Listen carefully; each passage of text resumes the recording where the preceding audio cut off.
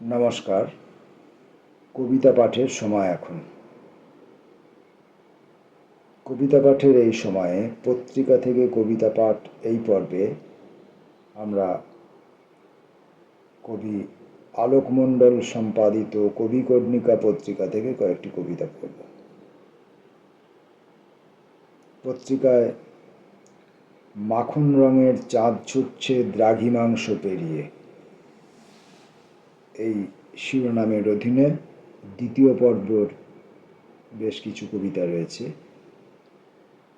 সেখান থেকে আমরা কয়েকটি কবিতা পড়ব। প্রথম কবির নাম অরবিন্দ প্রকাশ, নিজন্ত। কবিতার নাম নিজন্ত। একটি কবিতা লিখতে লিখতে কয়েকটি নিজন্ত বারবার কলমের নিব ফসকে বেরিয়ে যাচ্ছিল হাওয়ায়। নিচ প্রত্যয়ের ই ধাতুটি অকারণ ঝামেলায় জড়িয়ে পড়ছিল কলমের নিবের সঙ্গে বারবার। আমি গুলিয়ে ফেলছিলাম আমার সমস্ত তদ্ধিতগুলি, সম্ভবত সাম্প্রতিক হাওয়ার সমীকরণে তারা শব্দভাণ্ডারের পারস্পরিক উপাদানসমূহ এলোমেলো করে ফেলেছিল। আর এ যাবৎ লিখে রাখা আমার যাবতীয় করণ কলমের চারপাশে নাচানাচি করতে করতে একটি দমকা হাওয়া উড়িয়ে নিয়ে গেল। খাতা কলম ও ভেবে রাখা সমূহ শব্দ ও কথা প্রকরণ। আমি এখন কবিতার বাইরের জানালাটি খুলে বৈশাখী হাওয়ার কম্পাঙ্ক মাপছি। পরের কবির নাম আলোক মণ্ডল, অন্য হাওয়া। হ্যালং বেতে বক্ষ বিভাজিকা হেসে উঠতেই কুকিং গ্লাস ছেড়ে জোনাকি আলোয় মায়াময় উড়ে গেল অসংখ্য মুখ। ক্রুজের লাগোয়া ব্যালকনির বনসাই জানালা, প্রত্যেক উপসাগরে একটি করে যুদ্ধের কাহিনী থাকে। সমুদ্রের জলে ডোবা উন্নাসিক পাহাড়ের মতো। বিভাজিকা হেলেন অফ ট্রয় শুধু নয়, অন্য আরো ক্ষুধা। আপাত শান্ত রাতের ক্রুজেও সংঘর্ষ চলে প্রজাপতি আর মথের ডানায়। এর সঙ্গে মেরুদণ্ড হারানো লুম্পেন কবির কোনো সম্পর্ক নেই, বক্ষ বিভাজিকা জানে। মার্কিনী নাপাম বোমা পড়ার ভয়ে নয়, সকাল হতেই সদলে চলে যায় ক্রুজ ছেড়ে খোলা হাওয়ায় নির্ধারিত প্রজাপতির ডানায়।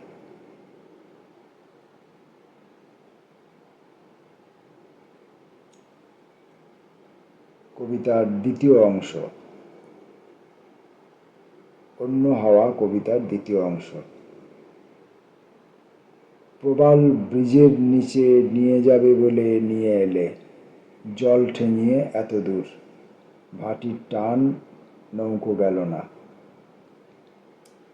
এস্তোনিয়ার হাসি আর মরক্কোর লম্বা টিপ বার্তা দিল শান্তির পূর্বশর্ত দারিদ্র মুক্তি। তারপর চাঁদমারি। মুক্তি, মুক্তি কোথায় ওরে? রস উকার মুক্ত মন মাঝি বৈঠানে, উপসাগরীয় আধডোভা পাহাড় পেরিয়ে লক্ষ্য যে তোর হারবার। কবিতার ৩ নম্বর অংশ। কুচি চ্যানেলের নিচে গেরিলা মুক্তিযোদ্ধা লুকিয়ে থাকত। হাসপাতাল, অস্ত্রভাণ্ডার, কিচেন মাটির তলায়। মাটির ওপরের গাছগুলি জানালো এখানে বসন্ত আসে, ফুল ফোটে, শিকড় মাটির নিচে। গেরিলা দম্পতির সন্তান হতো কিনা ইতিহাসে নেই। পৃথিবী জানে বোমারু সাইরেনের শব্দে বেরিয়ে আসত গুলি, ছুঁড়ত আকাশে বিস্ফোরণ। জ্বলন্ত আগুন, গাছে গাছে পলাশ শিমুল।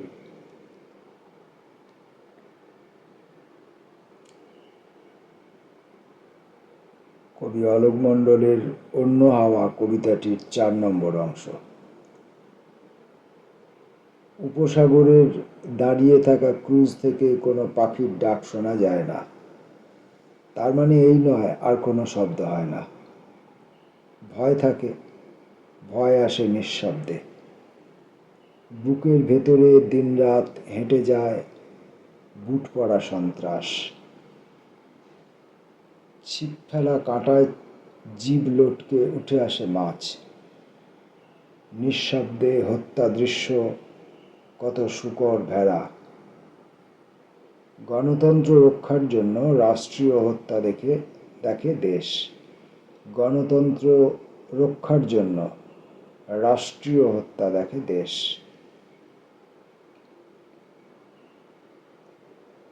পরের কবির নাম প্রকাশ ঘোষাল, নিসর্গ। মগজের মগডাল, মাখন রঙের চাঁদ ছুটছে দ্রাঘিমাংশ পেরিয়ে। ইচ্ছে বাড়ির দালান 9 বাই 3 ফুট।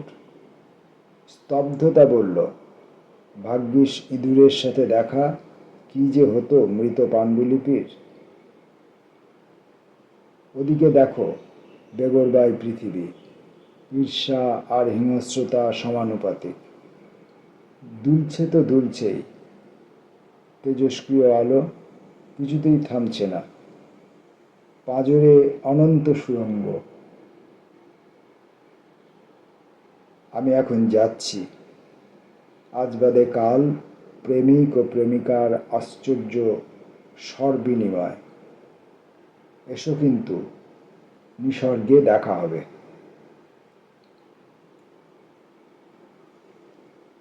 কবির নাম পৌলমী ভট্টাচার্য, গণিতময় তমসা। মনে করা যাক একটি পাতকুয়োয় 4x তমসা ধরে, যা আমার দৃষ্টিতত্ত্বের ব্যস্তানুপাতিক। এই গণিতটি প্রায়ই স্পর্শ করে স্বপ্নে, অথচ বারবার হিসেবে গরমিল হওয়ায় মহাকর্ষীয় বলের স্মরণ নিলাম। তেমন হলে সম্ভাব্য সমাধান হবে, আমার দেখার ক্ষমতা বাড়লে আধারের তমসা কমবে। মুশকিল হলো সূত্র মানতে নারাজ। তাহলে কি আমাদের মহাকর্ষ বল কমাবো?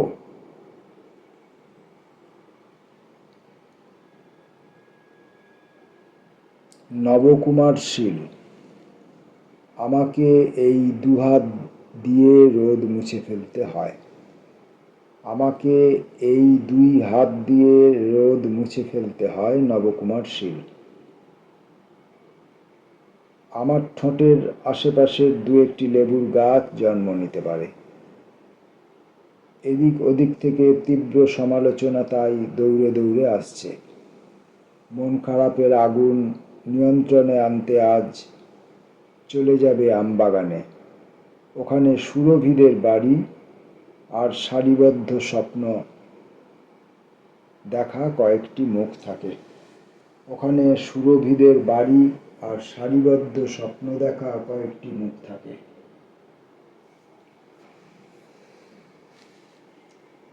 কবির নাম সুশীল হাটুই।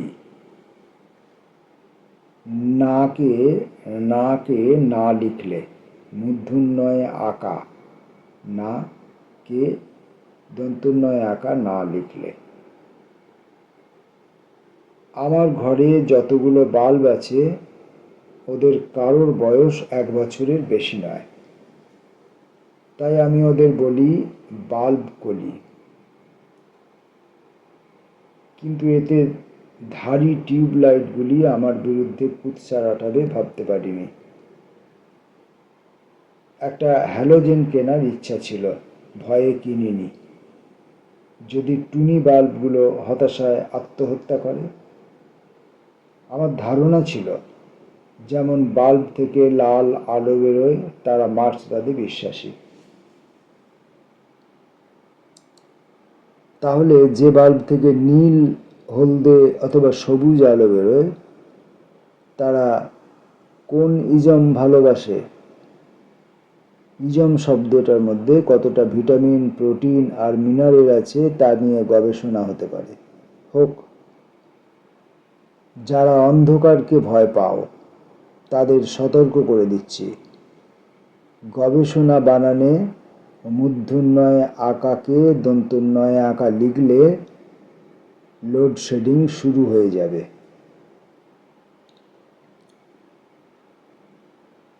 কবির নাম অমিত সরকার। নষ্ট কথাদের রাত। এইসব নষ্ট কথাদের আসলে কোনো মানে নেই।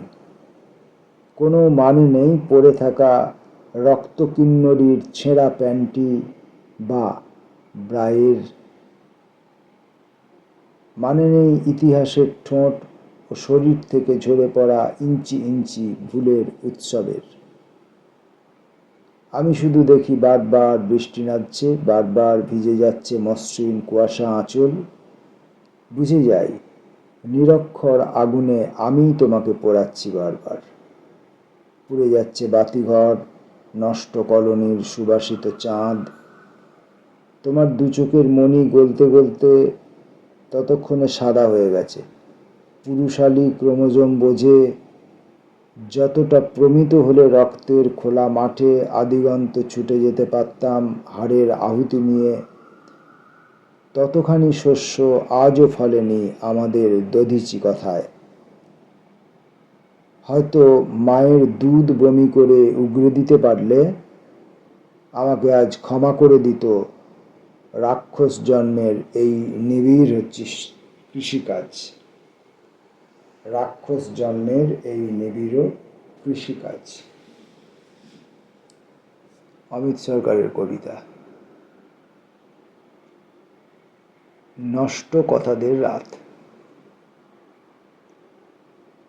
এইসব নষ্ট কথাদের আসলে কোনো মানে নেই। কোনো মানে নেই পড়ে থাকা রক্ত কিন্নরীর ছেঁড়া প্যান্টি বা ব্রায়ের, মানে নেই ইতিহাসের ঠোঁট ও শরীর থেকে ঝরে পড়া ইঞ্চি ইঞ্চি ভুলের উৎসবের। আমি শুধু দেখি বারবার বৃষ্টি নামছে, বারবার ভিজে যাচ্ছে মসৃণ কুয়াশা আঁচল।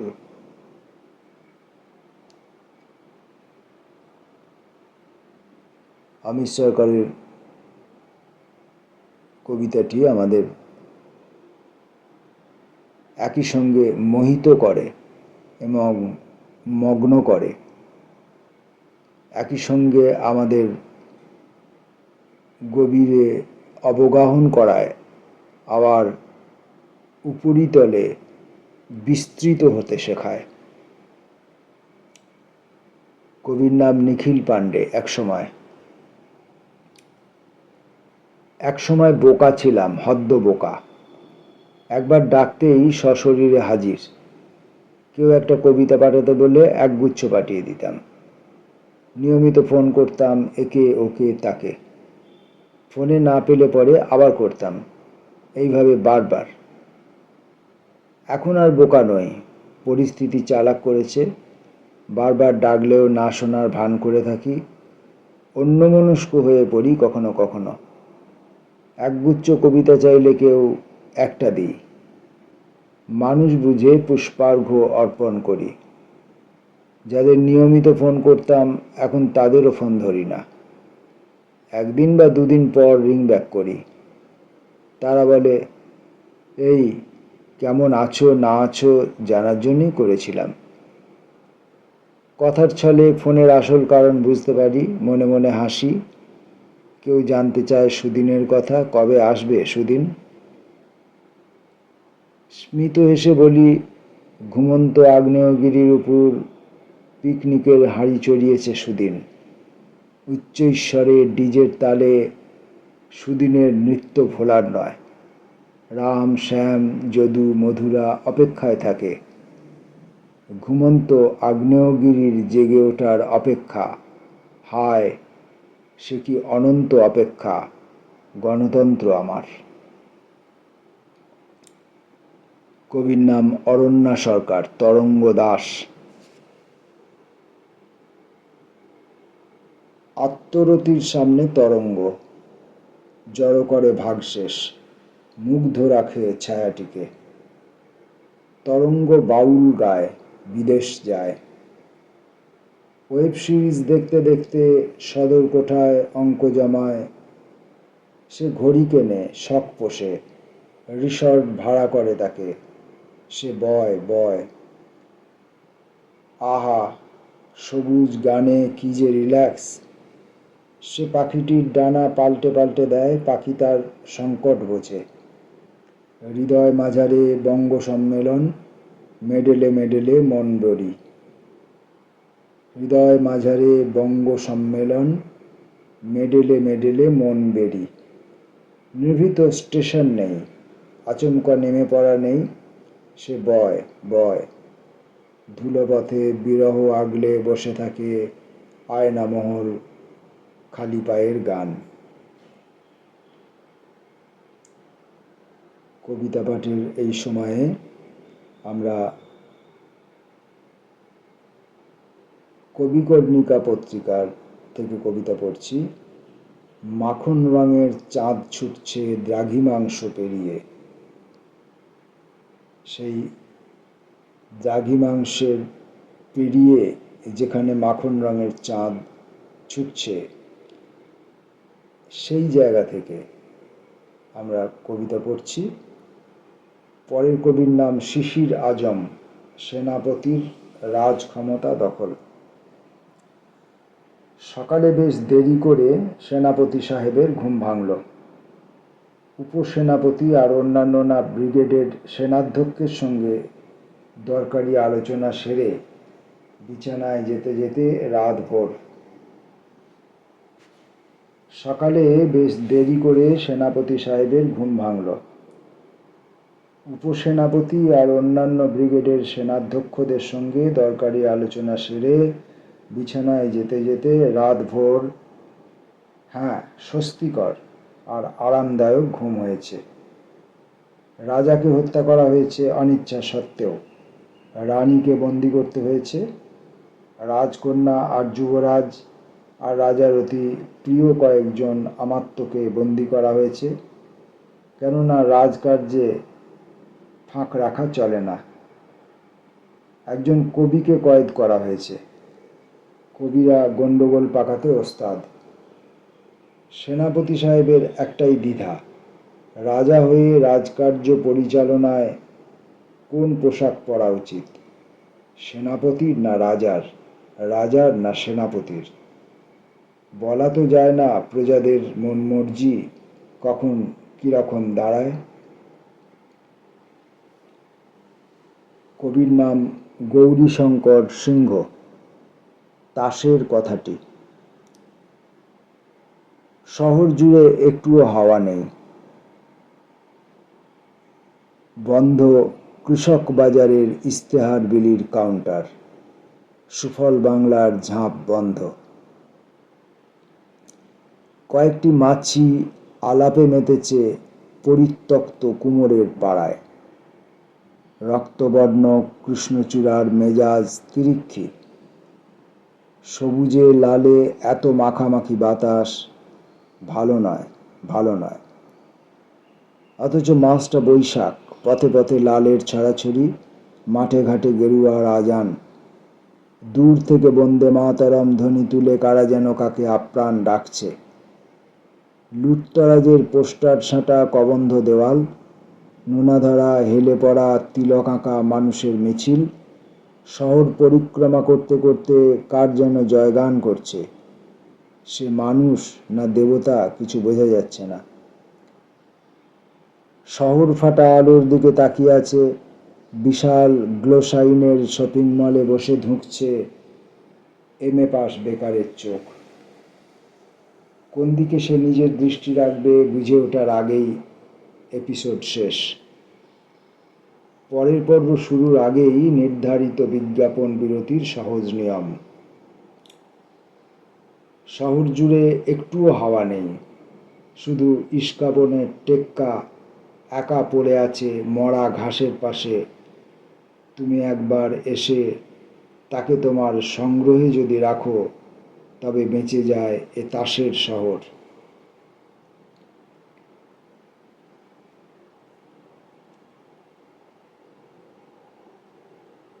কবির নাম Shri Sharmistha, open heart surgery. Shri শর্মিষ্ঠার কবিতা ওপেন হার্ট সার্জারি। ধারালো রোদে ফেটে যাচ্ছে মাটি, কোথাও জলের ছিটে ফোঁটা নেই, যদিও হৃদযন্ত্রের কোণে কোণে মাটির সোঁদা গান। ভিজে গেছে তুলো গজ। এ শহর সভ্য, শিক্ষিত, আধুনিক, প্রমাণ রাখে না কোনো। তোমার ফ্যাকাশে তর্ক ভাসছে হাসপাতালের করিডোর, কারণ গতকাল বৃষ্টি হয়েছিল, তুমুল বৃষ্টি।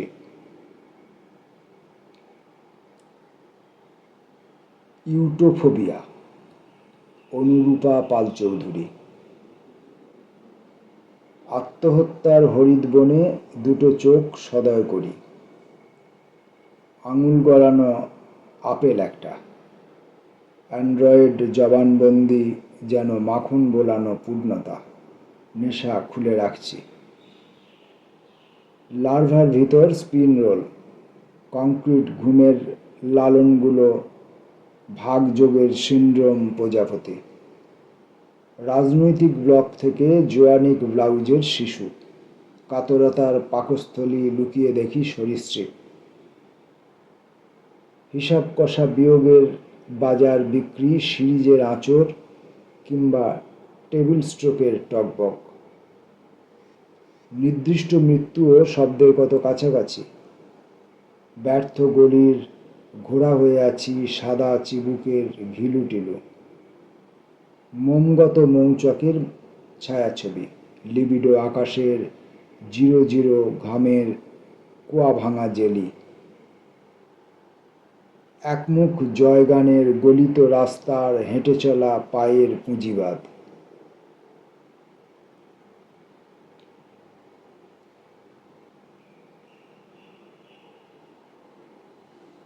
কবির নাম Aminul Islam, voice core. Guitar ছুঁয়ো না, ভেতরে ঘনীভূত সমুদ্র। সমুদ্র হলে শব্দ থাকার কথা, না মর্ম না রাগ, অব্যক্ত। রাগাশ্রয় আমি শূর্পণখা। গণ্ডির ভেতর বলি তুলোর বীজ, এখানে জিরাফ পাকে। জিরাফ মানে উচ্চতা, দূরত্ব, অপেক্ষা, জন্ম। সোজা লাইন না, নিরন্তর এক ধনুক, তীর। এখনো না, শুধু সানাচ্ছে। কবির নাম শ্রাবণী সঞ্জস, শূন্যস্থান। শূন্যের থেকে 10-এর মধ্যে একটা সংখ্যা তুলে নাও, শূন্যই পছন্দ বরাবর। কিন্তু কগিটো এরগো সাম ধান্দে ফেলে দেয় বারবার। জানতাম মন সাদা কাগজের বান্ডিল, অপেক্ষার রং ছোঁয়াবার। নির্মাণদা বলেছিল, পাগলি মন আসলে পুরোটাই ব্ল্যাঙ্ক। সাদায় তো তুই সাজাবি, মহাকাশ থেকে ছোট বড় তারা খুঁজে ভরে দিবি ক্যানভাস। সেদিনের অষ্টাদশী বোঝেনি, শূন্যস্থান ভরাট হলেই পূর্ণতা পায় না। তেজ শূন্য অস্তিত্বে লেখা হয় নাম। একা বোধ অসহ্য হয়েও রেখে দেয় চাতকের পিপাসা। অনুভূতি জুড়ে জীবন্ত লালের মাদল, মহাবিশ্বের গায়ে লেপ্টে থাকে মহাশূন্যের ফাঁদ। লাল শুধু প্রেমের আলো নয়, রক্তেরও পরিচয়।